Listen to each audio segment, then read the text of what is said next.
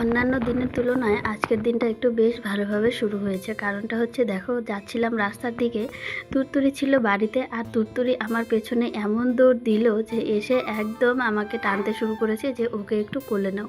তো দেখো, ওকে আমি কোলে নিয়েছি, কোলে নিয়ে তোমাদের সঙ্গে ভিডিও করছি, মানে শেয়ার করছি। আর ও দেখো, ক্যামেরা দেখলে এত সুন্দর পোজ দেয়, মানে কি বলবো। মানে আগেও আমি একদিন এরকম করে ভিডিও করেছিলাম, তখনও ও আমার কোলে উঠে ক্যামেরা দেখলে এমন সুন্দর পোজ দেয় যেটা বলার মতন না। তো আমি বাড়িতে ছিল না, দোকানের দিকে গিয়েছিল, তো মাকে গিয়ে ডেকে আনলাম, তুরতুরিও আমার পেছন পেছন গেল। আর এই যে দেখো কত সুন্দর উনি পোজ দিচ্ছেন। তো মা বলছে কোলে উঠলে আর কি লাগে। আর এখন এমন অভ্যাস হয়েছে যে ঘর ছাড়া ও কোনো জায়গাতে থাকতে চায় না, এরকম পাজি দুষ্টু বদমাশ হয়েছে। তো ওকে এখন নামাবো, নামিয়ে ওর মার কাছে দিয়ে আসবো। ও এখন ওর মার কাছে যাবে। মা দেখো ঘরে চলে যাচ্ছে মায়ের কাজে। আমারও কাজ আছে, যেগুলো শেষ করতে হবে, অনেকগুলো কাজ আছে। আর আজকে যেহেতু বৃহস্পতিবার, কাজের একটু তাড়াও রয়েছে। তো এদিকে যাচ্ছি, ওর মাকে এদিকেই আমি দোলায় বেঁধে দিয়ে এসেছি, কারণ দুপুরবেলা এত রোদ ওঠে, দুপুরবেলা জমিতে রাখা যায় না ঘাস খাওয়ার জন্য। সকাল সকাল বেঁধে দিয়ে আসি, ঘাসটা খেয়ে নেয়, তখন সারাটা দিনের জন্য নিশ্চিন্ত থাকা যায়। তো তারপরে ওকে নামিয়ে দিয়ে চলে আসলাম ঘরে বিছানাপত্র তুলতে। দাদা বাবা সবার বিছানা তোলা হয়ে গেছে, শুধু আমারটাই বাকি রয়েছে। আমি এতটা অলস হয়ে যাচ্ছি না গরমের মধ্যে, মানে কি বলবো, এতটা অলস বলতে এই গরমের জন্যই। আর দেখো, তুত্তুরির মাকে দিতে গিয়ে আমার নাইটির অবস্থা কি হয়েছে। এখন আমি বিছানাটা কোনো রকমে তুলে ডিরেক্ট যাব মানে তুলসীতলা লেপে টেপে স্নান করে ঠাকুর পূজা দেওয়ার জন্য। আজকে বৃহস্পতিবার, বেলাও অনেকটা হয়ে যাচ্ছে, এখন মোটামুটি 9:30 মতন বাজে।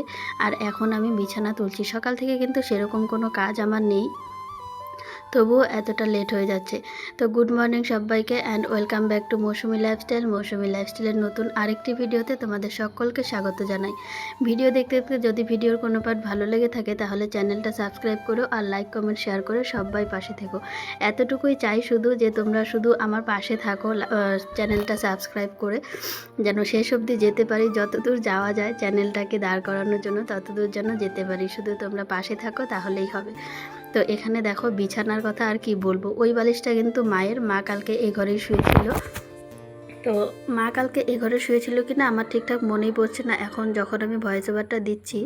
তো এদিকে মার বালিশ রয়েছে, এদিকে আমার দুটো বালিশ, একটা কোল বালিশ। মানে কোল বালিশটা আমার দরকারই হয়, কোল বালিশ ছাড়া একদম থাকা যায় না, খুব অসুবিধা হয়। এই যে বিছানা ঘরটা না কদিন থেকে এত এলোমেলো হয়ে রয়েছে, কি বলবো। আর ব্যাকগ্রাউন্ডে কিন্তু তোমরা গ্রাম বাংলার মিউজিক শুনতেই পাচ্ছ, সেটা সবাই ইগনোর করে যেও, কেউ ওটা নিয়ে বসে থেকো না। আর এইদিকে দেখো, কালকে কতগুলো চুড়ি পরেছিলাম, সেই চুড়িগুলোই বিছানাতে রয়ে গেছে, রাতে ঘুমানোর সময় খুলে সাইডে রেখেছিলাম। এত শব্দ করছিল না, সে কারণেই। আর এই যে হচ্ছে আমাদের তুলসীতলা, কালকে লেপেছিলাম, কিন্তু লেপার পরে এরকম হয়ে গেছে। তো লেপাটা আজকে আবার লেপতে হবে, কারণ আজকে বৃহস্পতিবারও রয়েছে। লেপা মুছা কমপ্লিট করে তারপরেই কিন্তু ঠাকুর পুজোটা দিতে হবে। আর তুলসীতলাটা এখন খুব একটা বেশি জায়গা লেপতে হয় না, কারণ বর্ষাকাল তো, চারিদিকটা খুব স্যাঁতসেঁতে হয়ে থাকে। আর শীতকাল পড়লে যত বড় করে তুমি লেপতে পারবে, ততটাই দেখতে সুন্দর লাগে আমাদের গ্রামের বাড়িটা বিশেষ করে। আর যখন মাটির ঘর ছিল, তখন লেপা মোছা করতে এত অসুবিধা হতো, কি বলবো। মানে চেরা বলতে, আমরা তো গ্রাম বাংলার ভাষায় চেরা বলি, মানে কেঁচো যেটাকে বলে, ওই কেঁচো মাটি খুঁড়তো, শ্যাওলা পড়তো, এত বিচ্ছিরি লাগতো দেখতে, যে কি বলবো।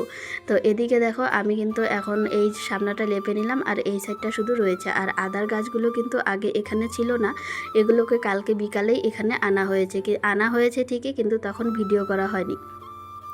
এত গরম ছিল, শরীরটা এত ক্লান্ত হয়ে গেছিলো যে আর ভিডিও করা হয়নি। কেউ যদি থাকতো পাশে, তাহলে ভিডিও করে দিত, তাহলে ভালো লাগতো, মানে ভিডিওটা হয়ে যেত, তাহলে নিজে নিজে করতে গিয়ে এত অসুবিধা হতো না।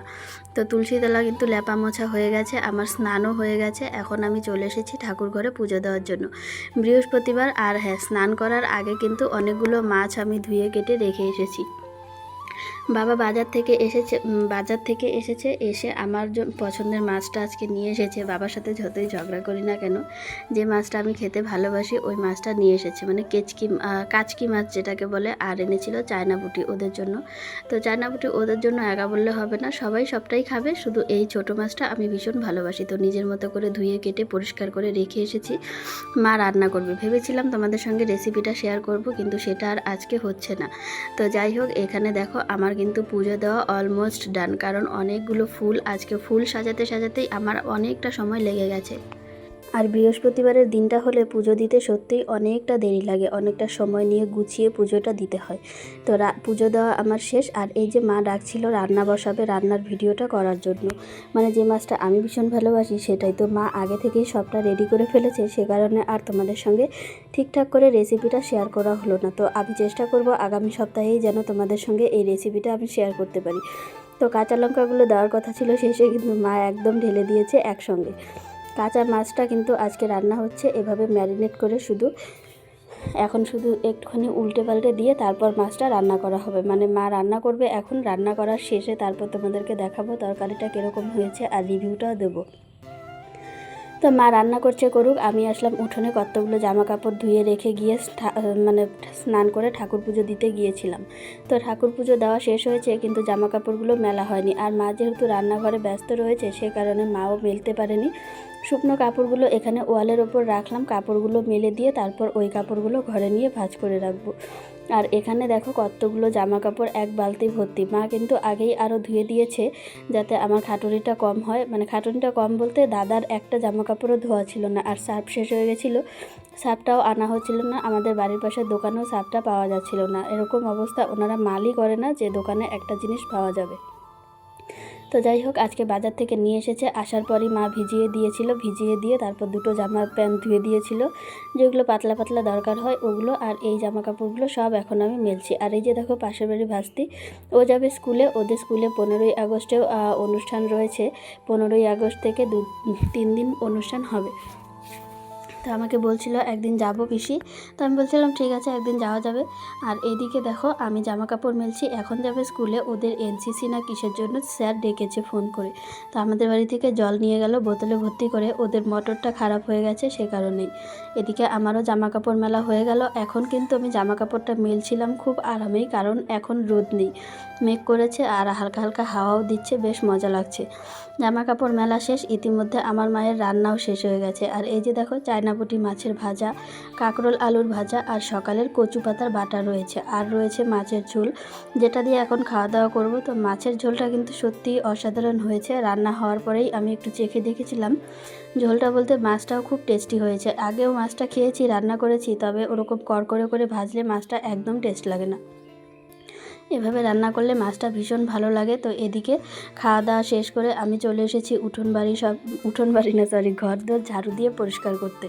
ঘরটাও কটা দিন থেকে ঠিকঠাক করে ঝাড়ু দেওয়া হচ্ছে না, কারণ এত গরম যে কোনো কাজেই মন লাগছে না। তো ঘরটা এখন ঠিকঠাক করে ঝাড়ু দিই, ক্রিমের বক্স, তারপর পার্সেলের বক্স, সব কিছু দিয়ে ঘরটা জাবরা হয়ে রয়েছে, এগুলো পরিষ্কার করে তারপর ঝাড়ু দিয়ে পরিষ্কার করতে হবে।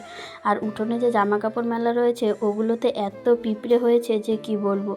ব্যাকগ্রাউন্ডে কিন্তু আমাদের তুত্তুরি মিউজিক দিচ্ছে, কারণ তুত্তুরি এখন ওর মাকে ডাকছে, ওর মা ওকে ডাকছে। এত জ্বালাতন কি সহ্য হয় বলো তো? এই যে গ্রামের বাড়িতে থাকলে এই একটা অসুবিধা, ছাগল গরু মুরগি থাকলে কোনো কিছু করা যায় না, ছাগল থাকলে বিশেষ করে বেশি অসুবিধা, কারণ কোথাও যাওয়া যাবে না, ওদেরকে রেখে ওদের এই জায়গায় ওই জায়গায় বেঁধে দিয়েও শান্তি নেই, কারণ ওরা এখানের ঘাস খাবে না ওখানের ঘাস খাবে না, খুব বিরক্ত। তো যাই হোক, এখন আমি উঠোনটা ঝাড় দিয়ে দিচ্ছি, ঝাড় দিয়ে স্নান করে নিলেই কিন্তু আজকে বিকেলে আমার কাজ শেষ হয়ে যাবে। অনেকগুলো কাজের চাপ, যেগুলো এখন ভালোই লাগে না এই গরমের মধ্যে একদম কাজ করতে। আর এই যে দেখো এদিকে কিন্তু সর্ষের কাঁটা বের হয়ে রয়েছে, এই সর্ষের কাঁটাটা মা বের করেছে। সর্ষের কাঁটা বলতে ভুল হবে, সর্ষের গাছগুলো, এগুলোকে আমাদের এখানে সর্ষে কাঁটাই বলে। তো এই গাছ দিয়ে মা কিন্তু এখন চিড়ের ধান সিদ্ধ করছে। চিড়েগুলো ভাঙিয়ে আনলে তোমাদেরকে দেখাবো আমাদের চিড়েগুলো কেমন হয়েছে। আর এইদিকে দেখো আমাদের উঠোনটা দেখতে এখন একটা অন্যরকম সৌন্দর্য এসেছে, কারণ এই যে তুলসীতলার এই জায়গাটা সামনা পাশটাতেই আদার গাছগুলো একদম সারি সারি করে রাখা হয়েছে। আদা গাছগুলোও বেশ বড় বড়, আর বস্তাগুলোও কত সুন্দর এক সাইজের করে রাখা হয়েছে, দেখতে ভীষণ সুন্দর লাগছে। এদিকে উঠোনও আমার ঝাড়ু দেওয়া প্রায় কমপ্লিট হয়ে গেল। উঠোন ঝাড় দেওয়া কমপ্লিট হয়ে স্নান করে এসে তারপর আমি এখানে যে জামা কাপড়গুলো মেলা রয়েছে এগুলোও তুলতে হবে, কারণ এই তারটা দিয়ে এত পিঁপড়ে যায়, যে কারণে জামা কাপড়গুলো আমি এখনও তুলিনি। আর এখন যে একটু ঠান্ডা ঠান্ডা পড়ছে, এখন পিঁপড়েগুলো সরে যাচ্ছে। আর ওইদিকে কে যেন একটা এসেছিল, গিয়ে কথা বলছিলাম। একটা কাকু এসে বাবাকে ডাকছিল, তো আমি বললাম বাড়িতে নেই, গেছে এক জায়গায়, তো বললো পরে আসবে। তো উনি যাক, এখন পরে যখন আসবেই তাহলে আর চিন্তা কি। এখন আমি যাই, গিয়ে উঠোনটা ঝাড়ু দেওয়া কমপ্লিট করে স্নান টান করে আসি। এত গরম লাগছে যে বলার মতন নয়। আজকে অনেকটা বেলা করেই আমি স্নান করেছিলাম দুপুরবেলা, তবুও এইটুকু কাজ শেষ করতে করতেই আমার প্রচণ্ড গরম লেগে গেছে। আর এই তো স্নান করে সন্ধেবাতি দিয়ে ঘরে বসতে না বসতেই এত বৃষ্টি এসেছে। আর মা কিন্তু এখানে দাঁড়িয়ে বলছিল যে ছেলেটা কখন আসবে, যে বৃষ্টি নামলো। মা এরকমই করে প্রতিবার। তো যাই হোক, আজকের ভিডিওটা তোমাদের সবার কাছে কেমন লেগেছে অবশ্যই কমেন্টে জানিও। ভিডিওটা ভালো লাগলে লাইক কমেন্ট শেয়ার করে দিও।